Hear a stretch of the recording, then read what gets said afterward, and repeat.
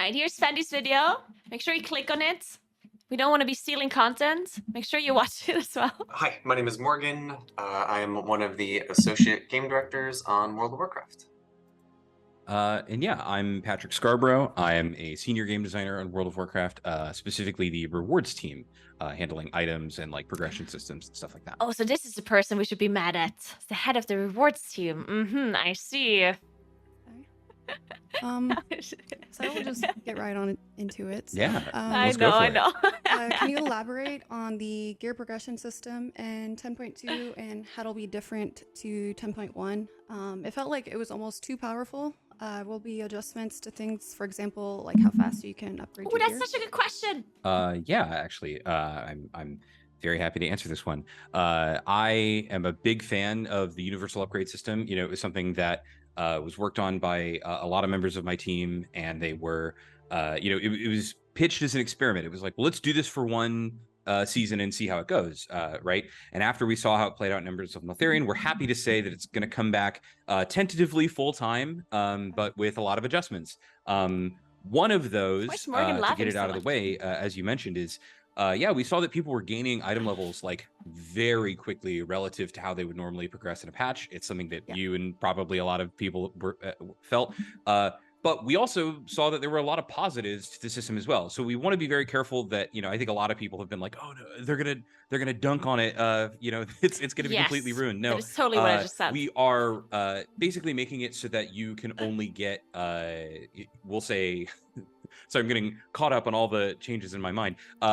We're reducing the amount of upgrades that you can make per week. So if you think like right now you can do like 10 individual upgrades before you're capped for the week, that's going to move to about 6. But there's a whole host of other changes, especially a lot of quality of life changes that the community has asked for that we're responding to.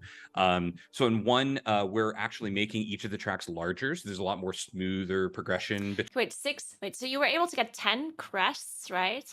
And now it's going to be 6. That's what he meant, right? Okay. Between, say, like all of Heroic and all of Mythic, right? If you remember, the Myth track was added in the Fractures of Time 10.15 update, so that people who can do the early Mythic bosses are still able to actually get meaningful gear. It's not just kind of like throwaway stuff once you hit a certain level. We're also making crests a currency. Crest fragments are going away, and they're just going to be replaced by crests. So no more like you have to use this to combine to get this. It's just it's one thing that you still have the 4 sort of difficulty tiers if you want to think of them that way. But they all live in the currency tab. So you're welcome for 8 backspace. Backspace is back, baby. It's all there, and we're excited about that. And then while there's a bunch of other changes, one more that I want to talk about that I think people will be happy about is if you are capped on a certain kind of crest in a given week and you do content that would reward a crest, it gives you the one below that. So a common thing that came up very often was like people who are doing high mythic plus keys, but they need worm crests because they kind of need something to bridge the gap. And it's like, well, I don't want to go spam 11s or something to just make it easy. Like that's not useful for me or anyone. You can just keep doing all your keys for the week and it will just say, okay, let's start filling you out on the lower one. And then when those are done, let's start filling you out on the lower one. We did it. Right. And so you can eventually get all of them for whatever purposes you might need them for. So that's awesome. I love that. A bit rambly, but the TLDR is we really like it. We want it to stay and we want it to be healthy for the game. Huge. And so trying to limit how fast people can get ahead right at the start,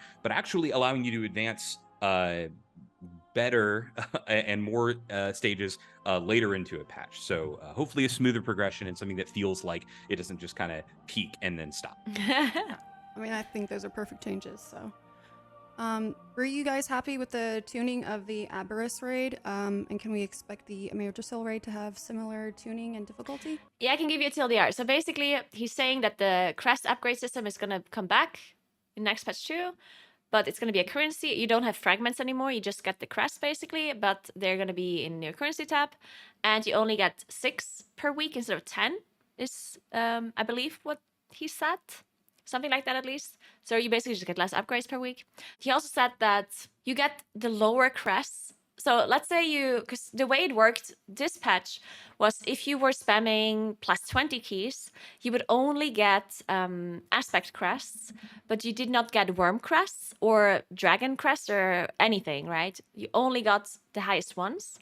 And now what they're doing is once you're capped on the crest that you're doing the content off, then you will get 1 tier lower once you're kept, right? Until you have all warm crests, and then you would get 1 tier lower again until you have all of them. So you don't have to do lower content. I remember I made a TikTok where I basically wanted them to make this change, and people were super upset, and they're like, how dare you suggest something like that? Oh, I don't know.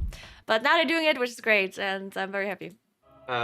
It's funny that you asked this question immediately after. Yeah, right after the item upgrade one. The item upgrade one. It might be linked. Those two are very connected, right? Ultimately, when we hear about Aberrus tuning in particular, there's a lot of focus on the Mythic grade difficulty, where people felt like that died a little quicker.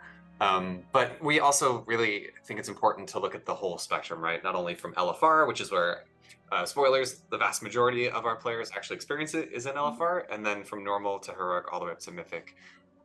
So yeah, ultimately we felt like the progression in Aberrus, when we think about itemization and rewards as like a soft nerf to the raid, right? Like if on week 4 or whatever, your mythic guild is still kind of repping on a boss, and maybe you're hitting a couple barriers that you just need a little more DPS to get over. Ideally, gear is the thing that you are acquiring to help you get over that hurdle. And as we saw in Aberrus, you kind of hit that gear saturation point like much earlier than in previous expansions.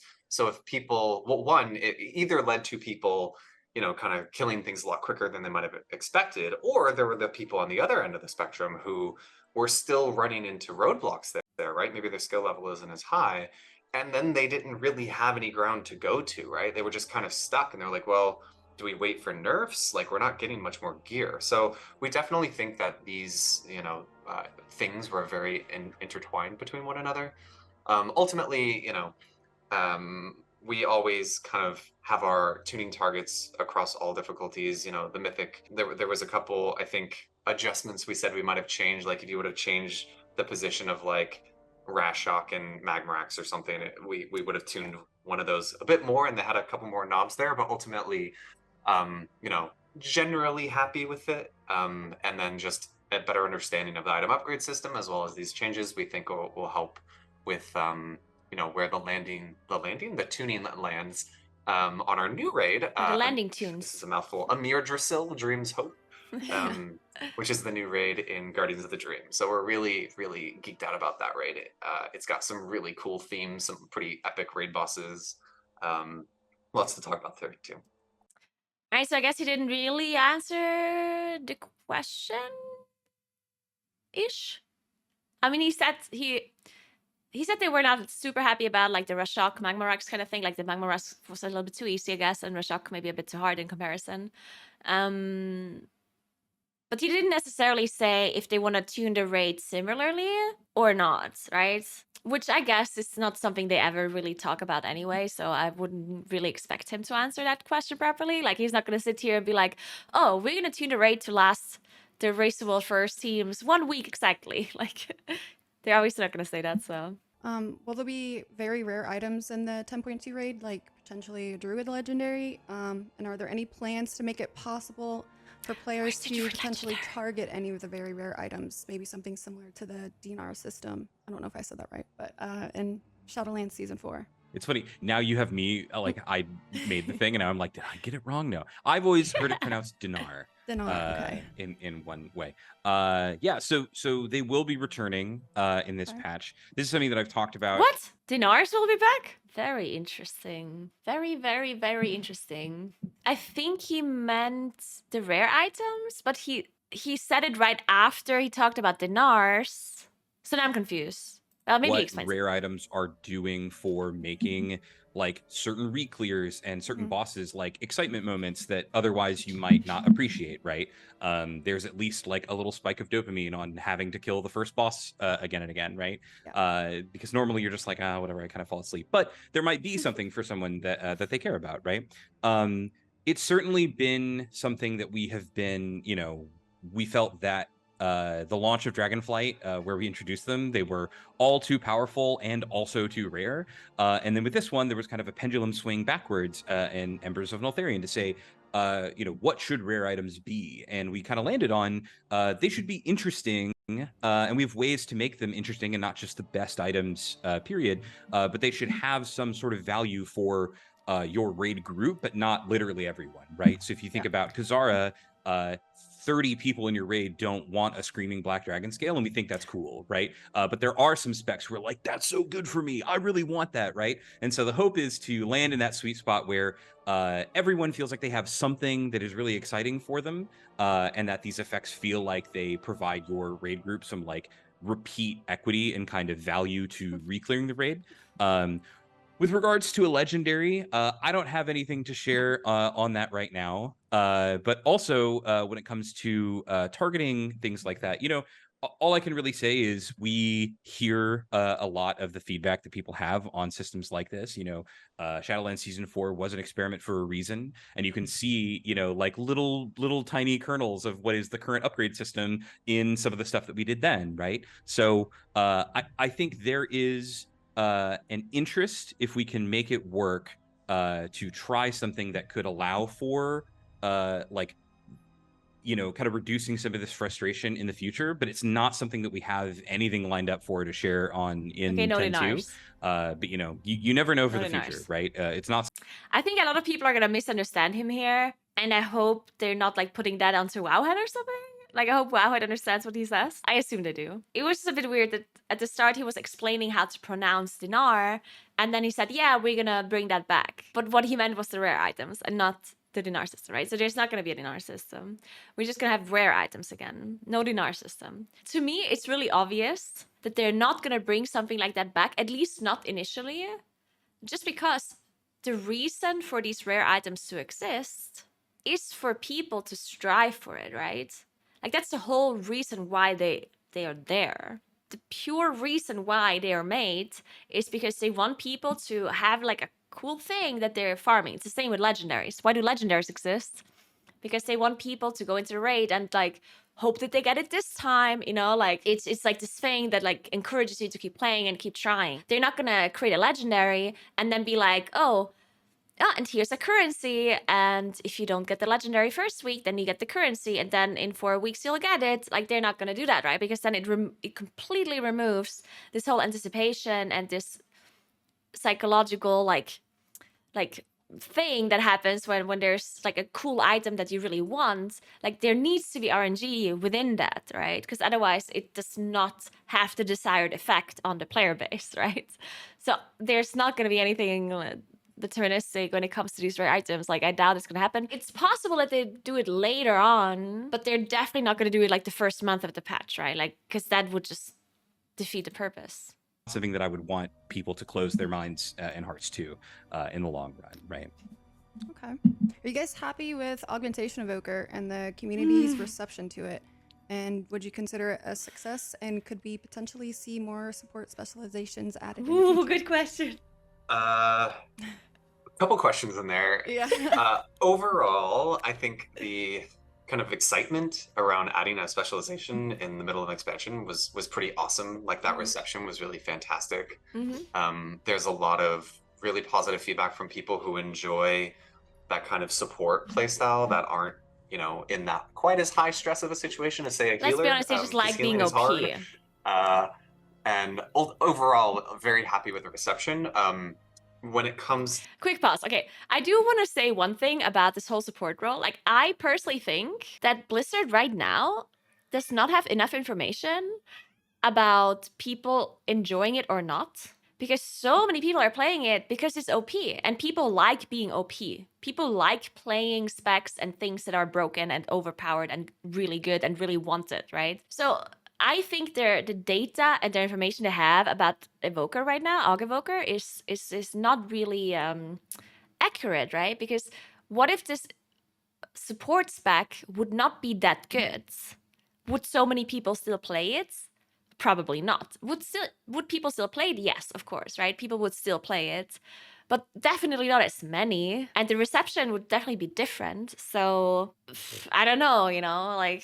To kind of the tuning and, you know, the very creative ways people have been using them and stacking them. And my favorite was the one where they all had summons pending. That was exciting. Yeah. That is, you know, ultimately things like that are why we launched Augmentation when we did, right? We knew we wanted to get it into the players' hands and let them play with it, and frankly find ways to break it, right? So that would give us plenty of time to kind of adjust and give ourselves room to make changes leading into Guardians of the Dream.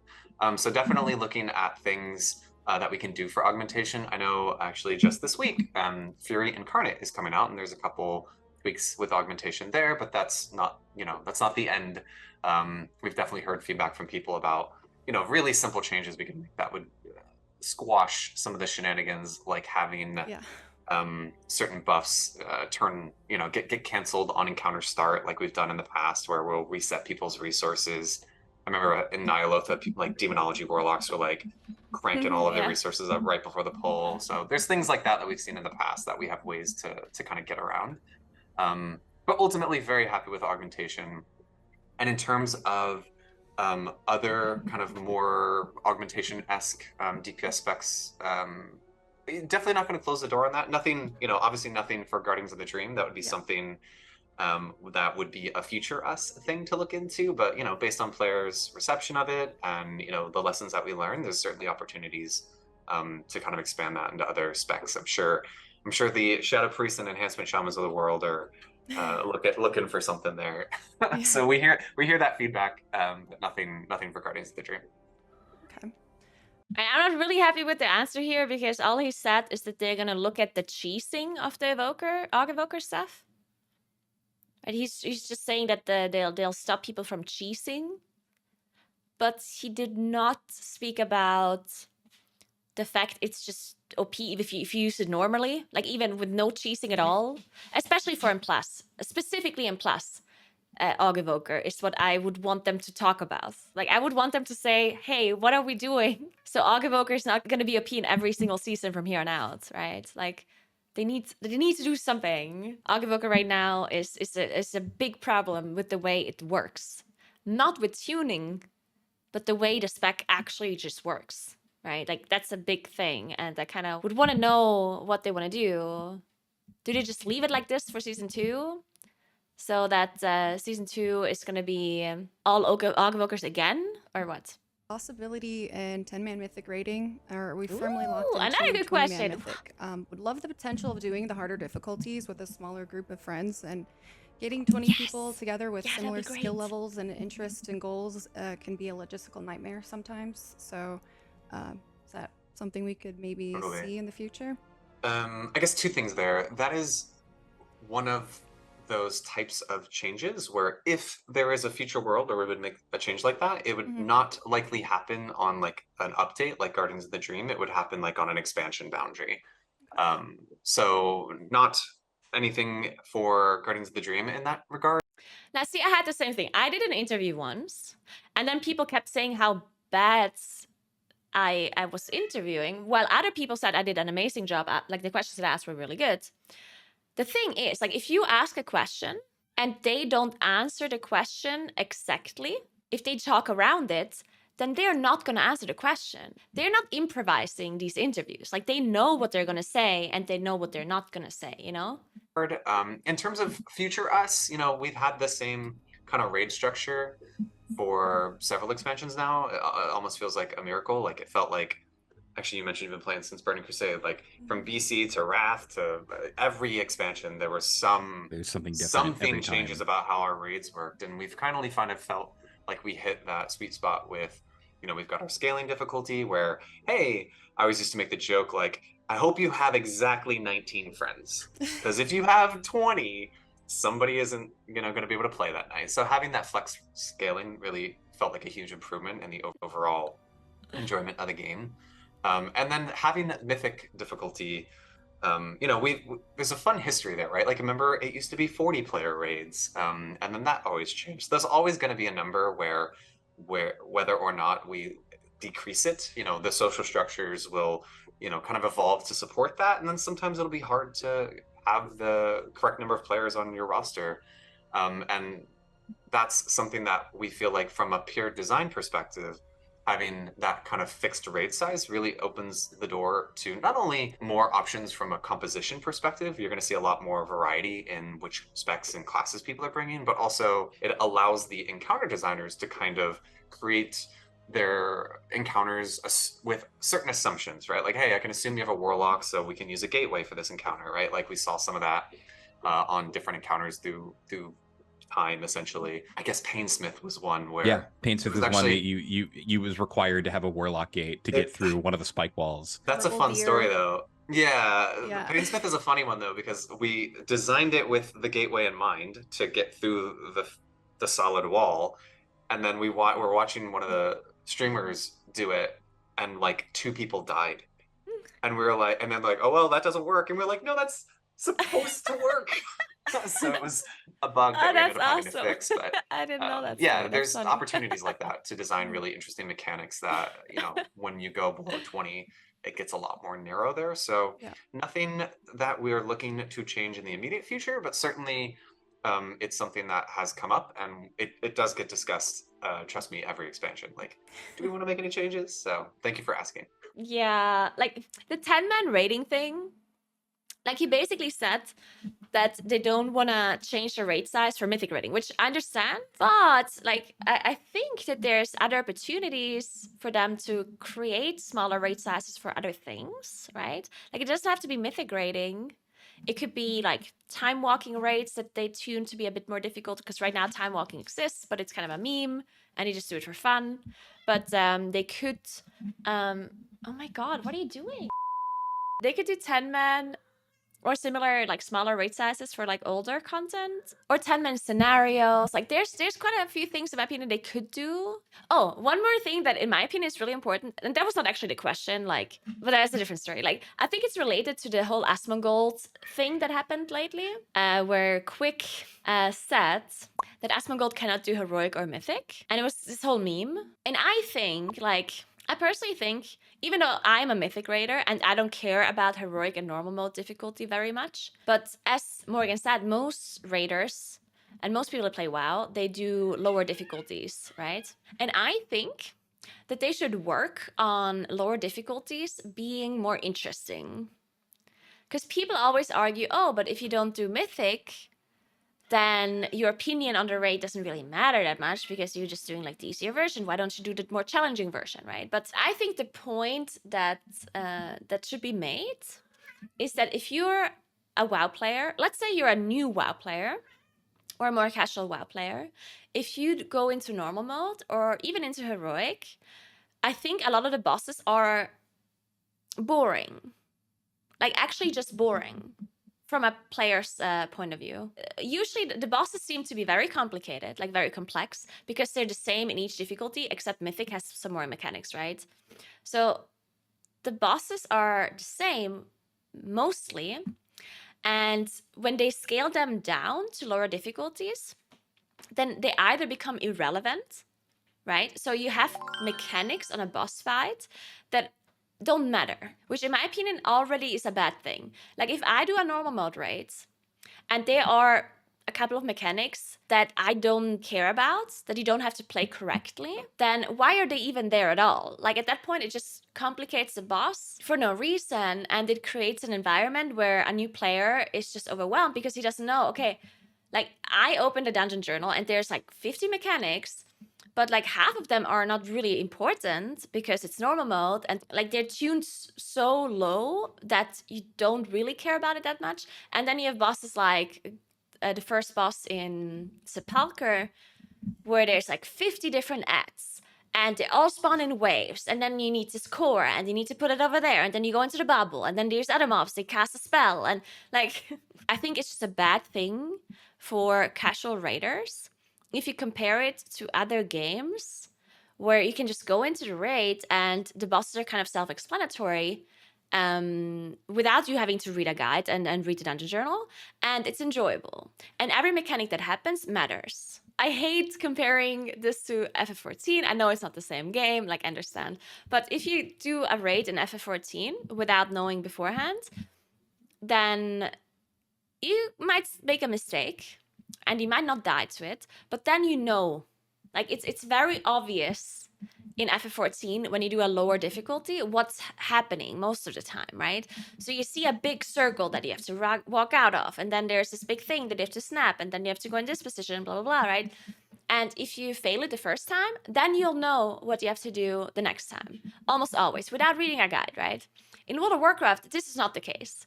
In World of Warcraft, if you do a normal mode boss, sometimes you might just die, and you don't know why, and you look at your death log, and it's like, okay, this ability killed me. Was this my fault? Like, what happened? Was there, like, was it an interrupt? Did I stand in the wrong spot? Like, what I feel like it's too complicated to understand normal mode and heroic bosses. And at the same time, it's not, like, some abilities are not difficult enough. Because most casual players and people like Asmongold, right, who, you know, a patch comes out, they want to do the raid, and they go into the raid, and they don't understand it because they have not watched a guide, which you shouldn't be required to for like something like normal mode. So anyway, that's something that I've talked about a lot, and I think that they should change that for the casual player base.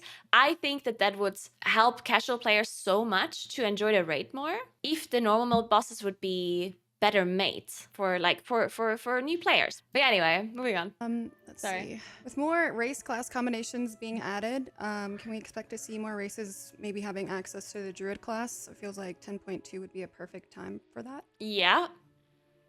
That's a very Please? fun question. Yeah, we Is have it? been looking to kind of increase the diversity that our races and classes can be. You know, ultimately, our goal is to create the, you know, kind of the most inclusive world we can, where people can play what they identify with and play what they want to be, you know, represent their character in game. So we've been really looking to kind of make adjustments there. Druids are a fun one. You're right. This is a great opportunity there. Yeah. Not adding new Druid classes in this update, but there are cool Druid things. Okay. There are new customizations for Moonkin, for instance, that are going to be available, as well as some other Druid customizations. Actually, Patrick has a couple examples that are going to be in this update. Yeah, I mean, I think Morgan's touching on something that is just kind of a reality of just game development, right? Which is, Yeah. you know, we have a goal that we want to work towards, which is getting, you know, it was, I think, 10.1.5 that introduced like a bunch of new combinations that people felt like they were like, what, those, you couldn't do that before? And it was like, yeah, you can do it now, right? But Druids just come with this overhead of like, well, they have so many different forms, right? And, you know, I think it's been said and just kind of all around that, like, I think a lot of players might feel dissatisfied if they felt like they didn't have a sufficient number of customizations available to their you know, to their player base. And it's like, how do you, you know, you can't pull that out of a hat and be like, cool, and now we have everything for the Volpera and the undead, and you can imagine all the crazy ideas that would come from that. So in lieu of that, you know, we have, as Morgan said, a lot of customizations that are coming. If people paid attention to the kind of Warlock update that happened in Fractures in Time, where there was, you know, a bunch of demon kind of pet customizations, we're hoping that this will feel very similar, including a lot of neat secrets and collectibles from, you know, that the people may have to solve to try to find how to get ones. There may be some Druid forms that are more flamey in nature that some people have been asking for, Looking that we think cool. people would be excited about, and especially a few Ooh, a of them that will flamey come bear? from the raid, be those from nice. kind of secret kills or strictly off of a boss that is extremely a very cool Druid. So we're really excited to get people into that part of it. And then, you know, eventually long term working Moonkin. on, as Morgan says, this kind of dream of giving a more broadly inclusive World of Warcraft that isn't, you know, purely like, oh, I can't, you know, sorry, if you love Volpera, you can't do this, or if you like goblins, you can't do that, right? Yeah, the problem with Druid forms is that they're the most difficult for them to actually do, right? If you let a Druid be a Volpera, or if you let a Druid be an undead, then not only do you need to make the animations work in the caster form, you also need to create new forms, right? You need an undead cat form, undead bear form, undead moonkin form, right? And that is so much more work for them. We're probably going to be the last ones to do this for, let's be honest here. Like, Druid is probably going to be the last class to get more races available to them. Because it just does not make sense for them. When you think about, the work they have to put in versus the reward they get, right? They'll get a lot more reward for just making warlocks and hunters be able to play all classes. And this is because Druid is just like triple the work for the same thing. Okay. Let's see. Can we look forward to seeing any more additional allied races? Which one would you want to see, out of curious? I don't know, like dryads, something like that. That would be kind of cool. Oh, that's super cool. Yeah, no allied race is added in Guardians of the Dream, but it's definitely one of those features that we are always kind of keeping in mind when we're introducing these new cultures of which one would be really fun to have as an allied race and which one would make sense to bring into the fold as an allied race as well versus, I want those to be allied races. These cultures that are introduced within an expansion that, like, fishman. yeah, they feel very thematic to this place, and them leaving that place would almost feel strange. So none that are being added in Guardians of the Dream, but very much still a feature that not we Naga. I'm talking about is really awesome the and fish amazing. people. I don't know what they're called. There is a I think they were opportunity Legion. that makes sense. Ishkar, I think that's what I mean. Okay. Ishkar, I think. Yeah, I think that's what I meant. Or Jinyu. Around here. Jinyu, that's do you it. have any plans Jinyu. on MOP, releasing yeah. new battlegrounds in Dragonflight? I think it's been a while since the last one was added. So there is a really cool new brawl. So if you enjoy Battlegrounds, I also love Battlegrounds. I was joking earlier that I enjoyed doing, I think the community just calls them YOLO RPGs, right? They're just like, hey, just pop in. If we win or we lose, we're not going to try too hard, but they're super fun. So if you kind of remember the strategy that we had with... I know that Fandy played Hunter a lot. I'm not sure. I think I saw her play Mage recently. If I'm not like completely making that up right now. But she's asking so many Druid questions because the patch is Druid themed, right? Like it's literally called the Emerald Dream and there's there's Druids everywhere. So I guess it makes sense to ask Druid questions because you would think that if there's a Druid patch, that Druids would also get something like a legendary maybe or a new class race combinations, But oh well. Shadowlands leading into Dragonflight, we introduced a new brawl called Solo Shuffle in Shadowlands, and that was that idea of having solo queue arenas essentially. That eventually, was really well received by our players, and eventually turned into a solo queue feature for Dragonflight. So in Guardians of the Dream, we'll be introducing a brawl called Battleground Blitz. So that is essentially a solo queue for Battlegrounds, and it has a couple changes associated with it that we think would be really... Wait a second, solo queue for Battleground already exists though, right? Like you can literally queue up for a dungeon by yourself, for Battleground? Or does he mean rated? Because you can queue up for rated, okay. Successful. So for one, lowering the max player size, as well as making a couple changes to the pool of Battlegrounds that would reduce the duration. More of a target of like 10 to 15 minutes instead of like a 30-minute Yeah, that makes sense. So that you can kind of jump in and jump out a bit easier. That's kind of cool for PvP. So we think that is for them. That going to be really cool. fun for players to play around with and give us feedback on if that felt appropriate or not. And something that we thought was, kind of... Tinfoil theory, okay? Do you think that Blizzard has an elaborate plan to kill off PvP without them just literally killing it off? And the way they're doing this, hear me out. All right, the way they're doing is by spreading out the content so much that each individual aspect of PvP is basically gonna be dead. Here's the thing, right? Solo Shuffle is cool and people like it. But a big problem with Solo Shuffle is that it spreads out the PvP player base that is already small, right? The PvP player base is small compared to PvE. And they have RBGs, they have 2v2 arena, 3v3 arena, and they have Solo Shuffle, right? All rated. If you look at PvE, we have M+, and we have rating. That's it. Like, we don't have anything else, right? So in PvE, the player base is basically split between M+ and between rating. And some of them are crossover, like most people do both. While in PvP, if you split them up so much, if you create so many different rated areas, then it lowers the amount of players that are doing each thing, which kills the queue and the time that you have to wait, right? Which kind of kills it off. That's why it's confusing me that they're adding the solo shuffle for a rated BG, because if they had the issue that solo shuffle already is killing arena, why are they adding the same thing for Battlegrounds when RBG is already kind of dead? Like, RBG is already, like, not doing great with the player base, right? And then they're adding solo shuffle BGs, which now means they have RBG, they have solo shuffle BGs, they have solo shuffle arena, they have 2v2, and they have 3v3. Like, that is 5 different rated areas in PvP where the player base is already small.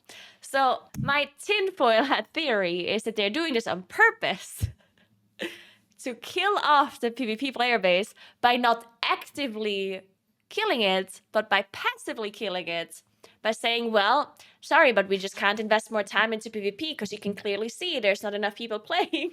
Kind of made this feel like it was a more natural fit was Battlegrounds require quite a bit more coordination than, say, an arena at times, right? Like, certainly there are some, like, very high-level arena, which can't make that argument, but... yeah, there's, like, map-wide play, depending on where you're at. There's, like, objectives that you have to capture, or you want, you know, people are always sending, like, 2 mid, 2, you know... You're splitting the group up, right? So with, you know, as I mentioned earlier, this week we have Fury Incarnate Sometimes coming I out, have which actually tinfoil has the hat pinwheel theories. feature, which we think will help players communicate a lot more in, like, a battleground if they're, you know, maybe they're not on Discord together, or they're not on voice comms in any way. This way they'll be able to say, like, hey, you attack here, you attack here. So we think that having that tool included in the game will make something like Battleground Blitz be a lot more successful. So we're excited to see how these things kind of pair together. And yeah, I'm personally excited to jump in there and check it out, but I imagine we'll do, like, a Brawl with the Blues or something on the PTR when that goes up too. Yeah, like rated battlegrounds are something that I have never been able to do because it's so difficult to get people together to try them. But I've always had an interest in it, right? I've always been a for fun, casual PvP player, and so whenever something like this comes out, I'm like, yes, I can do. Yeah, like I can do it. I don't have to find, you know, the exact people and then queue for the exact battleground and then hope that people are also searching for that. So yeah. Like Morgan said, not exactly a new battleground, but something that, especially with some of the changes that come to them for, like, match length and just kind of systemic, something that might feel functionally like it is new for a lot of players who maybe can't or don't engage with RPGs. Speaking of UI, me too, Fox. A lot of the changes to the UI have been fantastic so far, but I was wondering if there's any plans to make additional updates to it. Things like unit frames still seem to be a bit lacking. Customization and for healers, for example, still need to use add-ons like click and frame add-ons. So things like the amount of hots on frames show, debuffs, icon sizes, things like that. Yeah, I think there's some more. Morgan, you may know more than me, but I was going to say, I believe they're adding, you know, with the 10.2 update, we have a lot of changes to any classes that have unique resources that are easier to see. So if you have, like, runic power or holy power or something, that's something that is going to be easier to track. I'm not sure if there's anything specifically for healers in there. Morgan, do you have any thoughts? So I'm actually super curious because in 10, I want to say it was 10.1, we made some changes where, you know, when you widen your raid frames using edit mode, you could actually see more hots. And then also, I know we added the click casting options as kind of like a baseline. So I'm really curious, like, what other kind of options, since those, I would argue, you know, we have things in the game that hopefully check that box, but it sounds like they're not quite hitting the mark for you. So I'm super curious, like, okay, if so there's I a specific have a option or mouse something. that has a bunch of buttons on it, and it only you can only do button 4 and 5, I think, with the Blizzard click cast. So any things that I have to, like, manually. Yeah, another problem with the click cast. Okay, I'm not sure if she's gonna mention this, but I cannot, because Blizzard implemented a click mouse over system where you can bind mouse clicks to mouse overs, which is actually perfect. That is exactly okay. Click cast just means that if I mouse over with my mouse a person in my raid frame, then I can bind an ability to, for example, shift left click. So if I click on a person with shift left click, then I cast rejuvenation, right? Which is a really, really cool thing because those kind of keybinds you would never use for anything other than mouse over, right? Because shift left click is not something you would bind normally, because that would interfere with your left clicking on mobs, right? So something like shift left click or control right click, control mouse button forward, blah, blah, blah. Like all of these are very nice, but there's a big issue with the Blizzard system that they have is that they don't have a blacklist for certain frames in their interface. For example, I use shift left click. Actually, I use right click as a mouse binding if I mouse over. So if I press right click on a person, then I cast Swift Mend, right? But the problem is if I use the Blizzard system to do the right click mouse over, then I cannot right click my target anymore or myself on my unit frame, right? If I target myself, then you have a player frame and a target frame. And if I right click the target frame, it will attempt to cast Swift Mend. But I don't want the mouse over to work on my target frame. I want the mouse over to only work on the raid frame. And on the target frame, I still wanted to do the normal thing that right click does. I wanted to, open the options for trading, inspecting, and whatever, right? So I still have to use an add-on called Click that allows me to blacklist certain frames where that does not happen, right? Which is really annoying because I just can't use their version without a blacklist. Newly bind with like a Steel Series software doesn't work for it, so I have to use Click. And then I use like bigger debuffs and things like that. Got it. Okay, cool. Yeah, I can totally, talk to the UI leads and see what they have to say about the like multi buttons. I forget what mouse it was. It was like literally an entire numpad on the side of a mouse with one of the mice that I saw back in the day, and I was like, wow, that is exciting. I'm impressed with your thumb accuracy because I feel like I would constantly hit, I hit have the wrong button. They're pretty big, so it's not like the little teeny ones. I couldn't do that either. So. Right. Yeah. Okay. Cool. And then It's Fandy. for the number, so and with the debuff frame, or buff. I think you said HOTS, but then you said big debuff. Is it like specific debuffs you want to be able to see larger or smaller? Like debuffs, certain ones like being bigger, the icons, things like that. I guess I would have to like blow the frame up really big, but yeah, I mean ultimately when it comes to like I would like, if I'm doing a specific raid encounter, we have a way to make the debuff bigger on the unit frame. It's called a boss aura, like under the hood, and it would make it bigger, but that is something that like a designer has to like set that. And then that says like, hey, this is the living bomb or whatever. Everyone should see this as a big debuff on the unit frame. This is the big deal. Yeah. But when it comes to like, hey, my preference is to see this debuff be larger. That's kind of the space where we feel like it's okay for add-ons to kind of cover that ground, right? When we are designing the UI philosophically, we try to make sure it caters to as large an audience as possible. And when it comes to like specific preferences on this encounter, that's a great spot for UI add-ons to come in. But the button binding one is a really good one. I will absolutely follow up on that one. Okay. I do wish, like, I understand, like, people, when it comes to the basic UI, people have so many things that they want to be added, and like Blizzard has to draw a line somewhere. They can't just make they cannot make every single part of the UI be so customizable that every person would be happy, right? Then everything would need like a million options, right? And I understand that they're not doing that.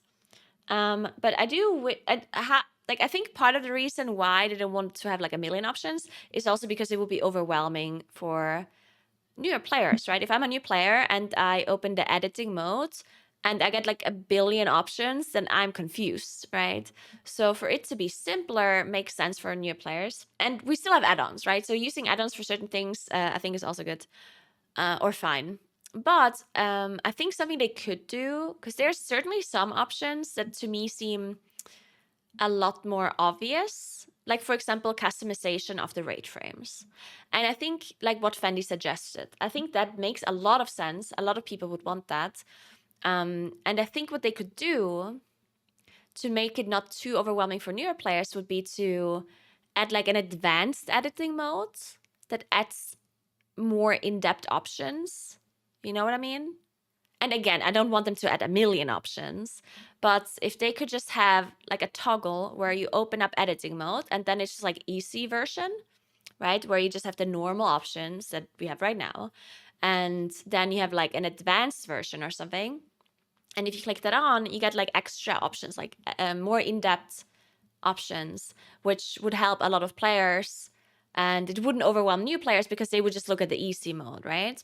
So I think that is something they could do if they want to spend more time making more interface option, which I think they don't want to. Like the value they get from putting work and time into the interface is probably like very small. That's why it took them so long to update the UI. It's because the amount of people that are actually going to go and use the UI and that are going to be super happy about it and going to play the game because of the UI is going to be very small, right? So I guess the reward they get out of the work they're putting into the UI is kind of pretty small. They'd rather design a new transmog, you know, instead of, you know, doing some UI stuff. So I kind of understand why they're not doing it, but